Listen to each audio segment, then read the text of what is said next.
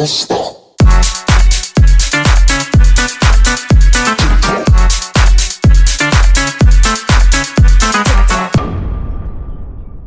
Bonjour à tous les amis, j'espère que vous allez bien. Alors comme je vous ai dit lors de la première vidéo, MB Consulting va chercher l'information là où elle se trouve. Et aujourd'hui, on est dans le 15e arrondissement de Paris pour assister à l'événement organisé par Learning Technology France qui regroupe 150 conférenciers et plus de 7000 participants dans le domaine de la formation en distanciel. Alors vous pouvez me demander pourquoi on est ici, pourquoi on a tenu à être là. Et la réponse est plutôt simple, c'est parce qu'on cherche à évoluer de façon continue et surtout on cherche à vous offrir des formations toujours plus actualisées et avec un contenu de très haute qualité. Je vous rappelle que pour acquérir des compétences chez MB Consulting, vous avez également le format présentiel et la réalité virtuelle qui s'offre à vous. Alors pourquoi on a décidé de miser sur la réalité virtuelle? Eh bien c'est pour vous préparer au métaverse. Le métaverse va devenir incontournable, un peu comme les réseaux sociaux aujourd'hui. On va pas se mentir, lorsque vous prenez votre téléphone, 9 fois sur 10 c'est pour vous connecter au réseau social. Donc là le métaverse ça va être la même chose, ça va être exactement la même chose. Et donc nous ce qu'on veut vous donner c'est la possibilité de vous initier à ce métaverse là de manière professionnelle. Et pour cela on n'a pas fait les choses à moitié puisque on a déposé une certification gestion de projet métaverse. Cette certification va attester de vos compétences dans le métaverse et surtout va vous permettre d'accéder à un métier, donc d'accéder, d'entrer, d'être recruté dans une entreprise. Cette entreprise, elle peut être réelle, en présentiel, en physique, ou sinon elle peut être uniquement virtuelle, uniquement présente dans le métaverse. Alors, je vous rappelle également que dans ce monde virtuel, il y a des terrains, il y a des parcelles de terrain qui sont exclusivement réservées au recrutement. Alors, imaginez-vous, vous allez arriver dans ce terrain-là avec votre avatar, vous allez voir comme un peu ici, regardez, là, il y a une multitude d'informations qui vous sont présentées. Et là, vous, dans le métaverse, ça sera des offres d'emploi. Vous aurez simplement à choisir l'offre d'emploi et là, vous allez avoir une carte à jouer. C'est la carte de la certification car il n'y a que ceux qui passeront avec nous qui auront cette certification. On sera les seuls en France à avoir une certification dans le métaverse. Alors, ce que je vous propose là les amis, c'est d'aller dans ce salon donc Digital Learning, de découvrir un peu les différents stands qui sont là. Mais si je devais aller faire un pari, faire un pronostic, je dirais qu'il va y avoir bien évidemment donc des nouvelles techniques pédagogiques et des nouveaux outils qui vont être mis en place pour les organismes de formation. Mais moi je parie ma petite pièce qu'il y aura aujourd'hui des stands qui seront consacrés au métaverse. Alors je vous invite à me suivre, on va y aller, à tout de suite. Donc bonjour Jonathan, alors qu'est-ce qui vous a attiré pour venir aujourd'hui ici dans ce salon? Alors, je viens avant tout pour les conférences et pour faire du réseau. Alors la conférence c'est laquelle qui vous a attiré du coup? Alors j'en ai fait une bonne 5-6 par jour donc toutes. Donc c'est plutôt le côté, vous êtes venu voir les conférenciers. Alors, qu'est-ce que vous avez retenu de ces différentes conférences? Alors je me suis vachement intéressé à la gestion des compétences parce qu'aujourd'hui ça devient une valeur stratégique pour les entreprises. Et moi j'aimerais développer une activité de conseil et donc le but c'est d'arriver à trouver des clés en fait pour donner aux directions générales l'envie d'aller investir du temps et de l'argent en fait dans la gestion des compétences. D'accord. Alors, nous on est un organisme de formation. Je vais vous donner un mot-clé et vous allez me dire tout ce qui vous passe par la tête avec ce mot-clé-là. Si je vous dis métaverse, vous me dites? Avenir. Avenir? Alors, est-ce que vous pouvez être un peu plus, est-ce que vous pouvez argumenter un peu plus pourquoi vous pensez que c'est l'avenir, le métaverse? Parce que la génération actuelle aujourd'hui, elle est demandeuse de ça, donc ça veut dire que tout ce qui est serious gaming, tout ce qui est virtuel, en fait, ils ont baigné là-dedans. Aujourd'hui, il y a besoin d'une consommation de formation qui est rapide. On a besoin d'avoir, il y a une quête de sens en fait qui est en train de grandir en fait, dans la société. Et c'est une manière d'y répondre assez rapidement en fait, et d'avoir des résultats et de développer l'agilité des entreprises. Et vous pensez qu'en France, on est apte à recevoir une telle technologie, une telle avancée ou pas? Ça va être compliqué. Ça va être compliqué. Et vous pensez c'est quoi le plus grand frein de la société aujourd'hui pour l'arrivée du métaverse? En France, en fait, on marche à l'inverse des Américains, par exemple. Donc, ça veut dire que nous, si je prends par exemple rien que le système de notation, dès l'école, on nous apprend en fait à partir d'un 20 sur 20. Et à chaque fois qu'on va faire une erreur, on va nous la mettre en évidence. Les Américains ils réagissent à l'inverse, ça veut dire qu'ils partent d'un zéro et tout ce qui a de bon, ça va générer des points en plus. Et rien que cette façon de penser, en fait, ça génère des croyances limitantes. Et derrière, en fait, dans la société, on a des adultes qui ont peur d'entreprendre. D'accord. Merci beaucoup Jonathan d'avoir répondu à nos questions et je vous souhaite un excellent salon. Merci. Alors bonjour Yaya. Bonjour. Alors première question toute simple. Oui, dis-moi. On regarde la caméra ou vous? Comme tu veux. Tu me regardes, tu regardes la caméra, comme tu veux. Alors, première question toute simple. Qu'est-ce que tu es venu faire ici? Qu'est-ce que tu attends de ce salon? Et qu'est-ce que tu voudrais acquérir avant de repartir de ce salon-là? Voilà, donc je suis étudiant en communication digitale. Nous avons notre école qui a son stand ici. Donc du coup, je suis venu visiter leur stand et m'enquérir un peu de l'environnement du salon. Je pense que le digital, c'est un monde aujourd'hui qui est en plein essor. Donc du coup, ça doit être privilégié, quoi. Et vous pensez que... Alors qu'est-ce qui a causé cette accélération du digital? C'est quoi le facteur qui a induit une évolution exponentielle des formations à distance, du télétravail, etc. Eh ben, je pense que les formations à distance sont vraiment bénéfiques. Ça permet à l'apprenant, étant à la maison, alors de suivre sa formation sans se déplacer. Donc du coup, c'est bénéfique. Voilà. Et vous pensez que la crise Covid-19 a eu un impact positif, si on peut dire ça, sur les formations en distanciel? Oui, je pense que ça a eu un impact positif. Imaginez quand vous êtes testé positif de la Covid-19 et du coup ça n'empêche à rien d'aller se déplacer à l'école, d'aller suivre sa formation puisqu'il y a la formation à distance. Très bien, maintenant je vais vous donner un mot-clé et puis vous allez me dire tout ce qui tourne autour de ce mot-clé-là, ce que vous savez sur ce mot-clé-là. D'accord? Okay. Le mot-clé c'est métaverse. Métaverse, j'ai pas beaucoup d'idées là-dessus, mais je sais quand même que c'est Facebook qui est devenu métaverse. Voilà. Et alors, est-ce que vous savez des bases du métaverse, c'est-à-dire en quoi consiste, de quoi il est composé par exemple? Je sais quand même que tout tourne autour du digital. Du digital, très bien. Vous savez à peu près quels matériaux sont nécessaires pour entrer dans le métaverse? Pas du tout. D'accord. Alors, je vais vous expliquer. Donc, le métaverse, donc c'est un monde virtuel, d'accord?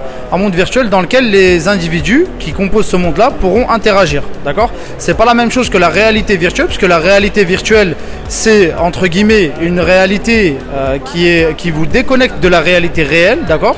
Donc, un jeu en VR n'est pas un métaverse. Si vous jouez à un jeu vidéo en réalité virtuelle, ce n'est pas un métaverse. Par contre, là où il va y avoir de l'interaction, là où vous pouvez échanger avec des amis, où vous allez être libre, etc. Vous allez pouvoir travailler dedans, vous allez pouvoir échanger avec des membres de votre famille. En fait, c'est un monde virtuel qui va casser toutes les frontières, qui va aider également les personnes en situation de handicap à trouver un emploi qu'ils ne peuvent pas faire dans la vie réelle. D'accord? Par exemple, se déplacer dans la vie réelle, pour eux, ça peut être compliqué, alors que dans le métaverse, vu que c'est avec un avatar, là, ça va être beaucoup plus adapté pour eux et beaucoup plus facile de trouver un emploi. Est-ce que tu penses que la France est prête à, on va dire mentalement, à accueillir ce métaverse-là? Est-ce que tu penses qu'ils sont prêts à une telle révolution? Bon, j'ai pas de statistiques là-dessus, mais je pense que on doit être prêt pour ça, hein, parce que c'est l'avenir, quoi, en quelque sorte. Oui. Très bien, je te remercie Yaya d'avoir répondu à nos questions. Bonjour Roxane. Bonjour. Alors, est-ce que tu peux me dire ce que tu es venu chercher ici, ce que tu es venu faire ici? Qu'est-ce qui t'a attiré à venir ici? Bien sûr, avec plaisir. Et alors pour commencer, déjà, je viens d'arriver. Voilà, le deuxième jour. J'étais pas à Paris, mais moi, ce qui m'attire ici, déjà en premier lieu, c'est Open Classroom, dans ce domaine de l'apprentissage digital qui m'intéresse très fortement. Et voilà. Et du coup, vous faites quel type d'études chez Open Classroom? Bien sûr. Alors moi, là, actuellement, je suis en Master 1, chef de projet digital. Et voilà. Donc c'est vraiment le digital, la transition numérique, etc. qui m'intéresse. Et voilà. Et vous étiez toujours intéressé par la transition numérique, par le digital, par tout ce qui est Voilà, même l'école que vous faites, j'imagine, c'est une école en distanciel, c'est ça, hein, c'est le Open Classroom, c'est en distanciel. C'est ça, eux ils font que des cours en distanciel et je trouve que vraiment leurs cours sont très très bons. C'est vraiment, on a de la théorie et ensuite on utilise cette théorie pour en faire de la pratique avec une problématique. On nous donne une problématique et on essaie de répondre au mieux à cette problématique. Bien sûr, on répond à des critères, mais on peut proposer plus, on peut aller à droite, on peut aller à gauche. Et je trouve qu'ils sont vachement ouverts sur tout ce qu'on peut proposer. Moi, à titre personnel, oui, ça m'intéresse énormément. C'est vraiment la transition numérique dans laquelle je veux travailler. C'est-à-dire que, initialement, moi, ma passion, c'est les médias. Donc, c'est le partage d'informations. Et c'est vrai que j'adore le papier encore, mais voilà, aujourd'hui le papier malheureusement est voué à disparaître, même la radio, la télévision, telle qu'on En plus c'est pas très écologique le papier maintenant. En plus, bon, maintenant on fait du papier écolo, heureusement, mais c'est vrai qu'il y a toute cette dimension de... On est encore dans un système de partage d'informations qui est tellement archaïque qu'il y a quelque chose à faire en fait. Il y a une révolution qui va arriver, les médias sont toujours en retard sur tout. C'est vraiment quelque chose que j'ai remarqué, pourtant c'est ma passion, ils sont toujours en retard. Voilà, aujourd'hui, il y a encore des gens dans leur voiture qui écoutent le FM. Genre, mais moi, je trouve ça scandaleux. Alors que la radio, il y a vraiment une vraie force qu'on peut utiliser et on peut propager encore plus de sons, si je puis dire, pour toucher un maximum de personnes. Et voilà, et c'est ce dans quoi j'ai envie de travailler personnellement. D'accord. Et si, là, je vais vous donner un mot et vous me dites ce que vous en pensez, ce que ça vous suggère, ce que... Vous savez peut-être autour de ce mot-là, des mots qui vont tourner autour. Le mot en question, c'est métaverse. Alors, déjà, je suis pas bon en réfléchir aussi vite, mais réfléchir aussi vite, moi, j'aime bien quand tout est préparé. Mais le métaverse, pour moi, c'est un autre monde, une autre dimension. Voilà, le métaverse, c'est l'avenir. Alors, pour le coup, moi, le métaverse, j'en ai entendu parler, j'ai essayé d'y mettre quelques pieds, etc. Mais c'est quelque chose que, pour l'instant, dont je suis encore assez éloigné, en vrai, honnêtement. J'ai testé par exemple, on en parlait tout à l'heure, The Sandbox Game, et c'est fait par des Français en plus, et je trouve que c'est fabuleux ce qui peut être proposé. Et actuellement, dans l'état dans lequel c'est actuellement, moi ça ne m'intéresse pas. C'est-à-dire que je vais aller encore plus loin que ça, et justement, pourquoi pas partager des informations. Par exemple, The Sandbox, je crois que c'était il y a 2-3 semaines, a commencé un projet autour des abeilles. Aujourd'hui, c'est la journée internationale des abeilles. Et ils veulent en fait sensibiliser le grand public avec des petits jeux, des petits cours en ligne, etc. Et c'est gratuit déjà. Donc le métaverse peut offrir une formation qui est complètement gratuite. Et voilà, donc pour l'instant c'est l'avenir. Je regarde ça de très proche, sans vraiment me mettre dedans, parce que c'est encore un trop grand pas pour moi. Mais en tout cas, oui, voilà, c'est très intéressant. Et vous pensez qu'aujourd'hui, au niveau national, les Français, ils sont prêts à recevoir le métaverse, ils sont prêts à l'accueillir, ou pour eux c'est encore quelque chose de très abstrait et de très inquiétant? Non, c'est pas du tout encore sur la table, si je puis dire. Déjà, la France, je trouve qu'il y a un gros retard face aux nouvelles technologies de cette manière. On voit dans les pays asiatiques comme la Corée du Sud, etc. Eux, le Japon, ils sont vraiment... Eux, c'est presque dans leur quotidien, alors qu'en France, pas du tout. Mais c'est vrai que, par exemple, moi, je suis jeune, j'ai 25 ans, etc. Mais c'est vrai qu'un casque de réalité virtuelle, ça peut me faire peur. C'est-à-dire qu'il faudra me convaincre de le mettre. Je ne vais pas le mettre naturellement sur ma tête, je ne sais pas trop ce que c'est. Est-ce que je vais avoir mal aux yeux? Il y a plein de questions, en fait. Qu'est-ce que c'est tout simplement? Et c'est que pour l'instant le public n'est pas assez sensibilisé, mais en plus de ça, une grande partie du public est vachement fermée en fait à tout ce qui est évolution autour du digital. Exactement. Je te remercie d'avoir répondu à toutes nos questions. Je te souhaite un bon salon. Alors mon entreprise, l'entreprise dans laquelle je suis, c'est l'entreprise Inetum, qui est une très grande ESN. Donc on est présent à Learning Technology pour présenter notre solution qui s'appelle Intraverse, qui est une solution finalement de métaverse d'entreprise, où en gros c'est la possibilité de pouvoir déployer facilement pour une entreprise, une université ou une école, un métaverse qui peut également servir dans le domaine de l'éducation, de la formation, avec la possibilité de pouvoir créer du contenu immersif de formation par exemple. Et vous pensez que le métaverse, justement, est-ce qu'il augmente le taux d'assiduité? Est-ce qu'il augmente l'implication des stagiaires? Alors je dirais, si on parle de métaverse, je vais dire de la réalité virtuelle collaborative, ce qui, on va dire, aujourd'hui se rapproche le plus possible du métaverse.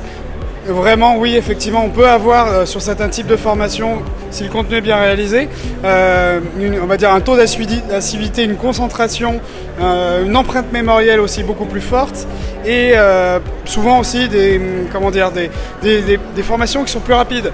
Alors les personnes qui vont pouvoir s'entraîner sur des sujets qui vont être coûteux, difficiles à reproduire, dangereux également, et aussi on va avoir le droit à l'erreur. En réalité virtuelle notamment, c'est quelque chose qui a énormément de sens. Par exemple, si on est sur de la formation industrielle et qu'on casse une machine industrielle qui coûte plusieurs millions, c'est quand même un petit peu problématique. Alors que si on s'en rend compte et qu'on le fait en réalité virtuelle, qu'on a fait une bêtise, on va avoir toutes les chances de ne pas le refaire dans la réalité, parce qu'on connaît les conséquences d'une erreur, ce qui peut arriver. Et vous pensez que le métavers justement, ou que la réalité virtuelle avec interaction en France, c'est assez développé, ou c'est en cours de développement, ou on est juste à l'étape d'initiation justement? Alors moi je pense que sur ces sujets on est quand même déjà bien développé, ça a énormément progressé durant ces dernières années. Il y a eu un vrai engouement. On est encore dans quelque chose qui n'a pas encore atteint un marché de masse en France sur les usages professionnels, mais qui vraiment n'en est pas loin. Par contre, moi je sens vraiment une accélération très forte ces derniers temps, notamment depuis la conférence de Mark Zuckerberg qui a quand même beaucoup, démocratisé, vulgarisé ces concepts un peu futuristes de métaverse, avec beaucoup d'entreprises qui se posent la question. Mais qu'est-ce que c'est? Ça a l'air intéressant, il faudrait quand même que je m'y intéresse. Et aujourd'hui, moi, une bonne partie de mon métier aussi, c'est justement d'accompagner des entreprises qui ne savent pas ce que c'est que ces sujets, ou alors qui comprennent, mais comment eux peuvent se positionner.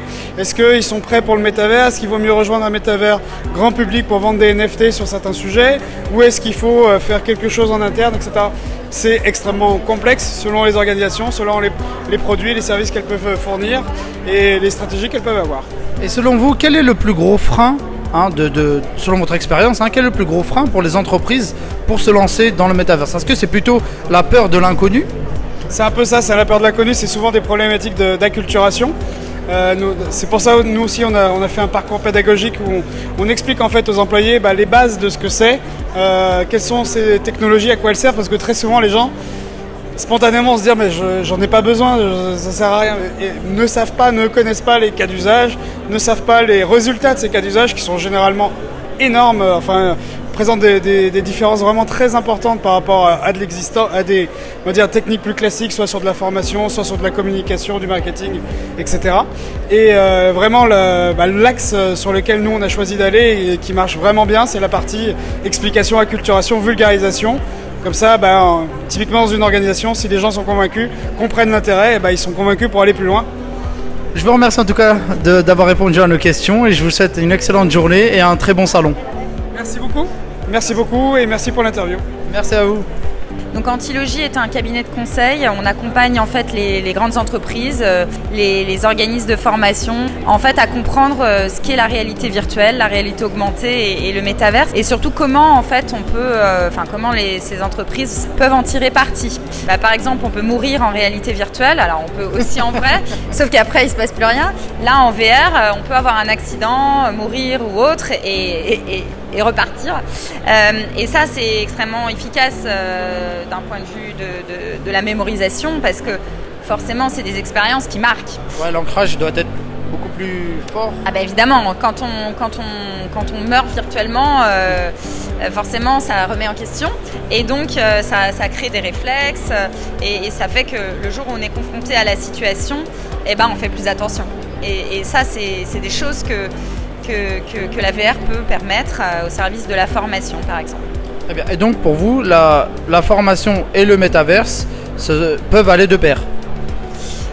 Oui, tout à fait. Alors la formation dans un espace métaverse, ça a plein d'avantages. Le premier, c'est que par exemple, quand on accueille des nouveaux collaborateurs, on n'a pas forcément un formateur sous la main et puis on n'est pas obligé d'attendre d'avoir 15 apprenants. On peut le faire au fur et à mesure. Donc on va dans des espaces qui sont persistants, permanents, dans lesquels on peut être accueilli par un formateur ou ses collègues. Rien que ça, c'est très efficace.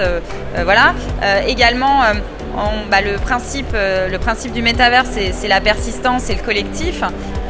Et donc, ça veut dire qu'on peut bénéficier de l'apport de ses pairs dans des formations qui ne sont donc pas individuelles. Et on peut également, bien sûr, vivre des situations, comme je le disais. Et donc, quand on est à distance, chez soi, on n'est pas juste en train de regarder un Teams, on est en train de vivre des choses en collectif avec éventuellement des formateurs. On peut faire des jeux de rôle, des mises en situation, des visites et tout ça, c'est extrêmement efficace, bien sûr. Je vous remercie beaucoup, Émilie, d'avoir répondu à nos questions et je vous souhaite une excellente journée et un bon courage. Bon salon à vous. Merci beaucoup, à bientôt, au revoir. Alors voilà les amis, vous m'avez accompagné aujourd'hui dans le salon Digital Learning qui avait pour thématique la formation en distanciel. Et à ma grande surprise, il y a énormément d'entreprises qui ont parlé véritablement du métaverse comme une solution de formation à distance. Cela est une très bonne nouvelle car ça montre qu'en France, nous avons entamé ce processus de sensibilisation. Comme je vous l'ai dit lors de l'introduction, on a déposé une certification gestion de projet métaverse et cette certification, comme je vous l'ai dit, elle va vous permettre de justifier la maîtrise de ces compétences-là. Vous allez pouvoir montrer aux entreprises que vous maîtrisez ces compétences-là. Et il n'y a qu'une seule certification qui existe pour le métaverse et ça sera la nôtre. Si vous voulez être certifié, il va falloir passer par nous et nous, on se fera un plaisir de vous former, de vous initier à ce métaverse-là, quel que soit votre niveau. N'hésitez pas au moins à venir demander des renseignements dans la landing page que je vais vous mettre dans la description. Venez nous parler en privé sur notre compte Instagram que je vais vous mettre également en description afin de recueillir un maximum d'informations et pourquoi pas vous accueillir en formation pour vous initier à ce métaverse là. Je vous dis à bientôt pour de nouvelles vidéos. Ciao.